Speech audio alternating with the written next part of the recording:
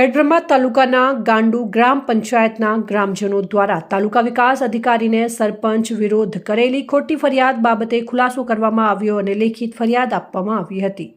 ખેડબ્રહ્મા તાલુકાના ગાડુ ગ્રુપ ગ્રામ પંચાયતના સરપંચ વિરોધ કરેલી ખોટી ફરિયાદ બાબતે ગાડુ ગ્રામ પંચાયતના ગ્રામજનો દ્વારા આજરોજ તાલુકા વિકાસ અધિકારીને ખુલાસો કરવામાં લેખિત રજૂઆત કરવામાં આવી હતી।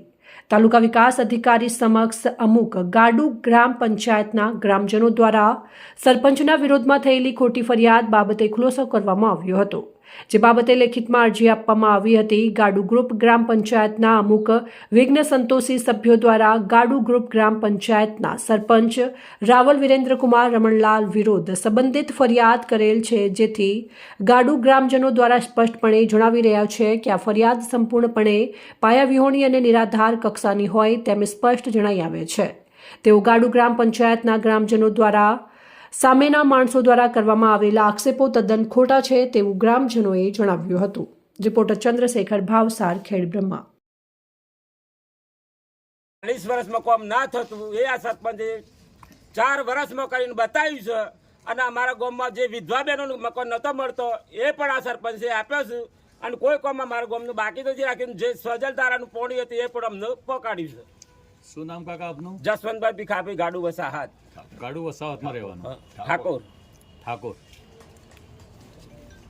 બીજા બોલો। અમારે ગુલાબપુરમાં આટલા વર્ષોથી રોડ રસ્તો ચોરાયા બધા ખુલ્લા એ પડ્યા હતા, કાદા કીચડ જેવા।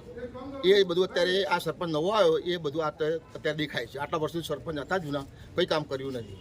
પાણીની સમસ્યા, પાણી કૂવાનું માંગવા જઈએ તો પાણી જૂના સરપંચનો એ વખતે એમ કહેતા કે પાણી હું શું કરું, ક્યાંથી લાવું, તો તૂટી ગઈ છે, લાઈન તૂટી ગઈ છે। તો એ વખતે એ સરપંચ બધા ભેગા થઈને કૂવામાં પડો, જૂના સરપંચ આમ બોલતા હતા।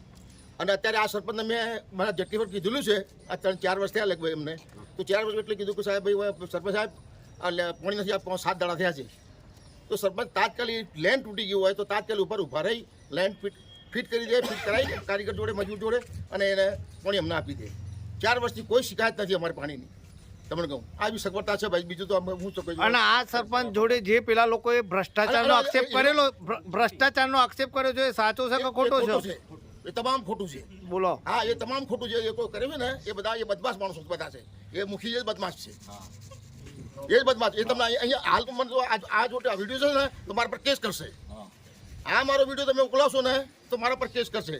મારા છોકરા નોકરી કરે છે અને મને એટલો સતાયેલું છે કે આ ગામને પૂછો બધાને, તમને કહું એટલું આ મુખ્ય બદમાશ છે। એટલું બધું જે એને 5-25 રૂપિયા આલે એટલે એનું કામ કરી એને ઉલટું સુટું કરવું એનું કામ છે। અને અમારા ગામનું તમે કહો 50-100-500 સાક્ષી પુરાવો લાવું, આ ખોટી વાત હોત તો ખેડમાં જવું 24 કલાક માટે। અને આ તમારે આગળ હું જૂઠ બોલું તો ત્યાં નહીં જવાનું, મારી વિડીયો તમારી જોડે ફોન નંબર બધા છે મારી જોડે। આ રાતે બસ શિકાયત છે મારી, બીજું કોઈ નહીં। મારા સરપંચ અમને વાંધો નથી, 4 વર્ષથી અમને સુખ શાંતિ છે।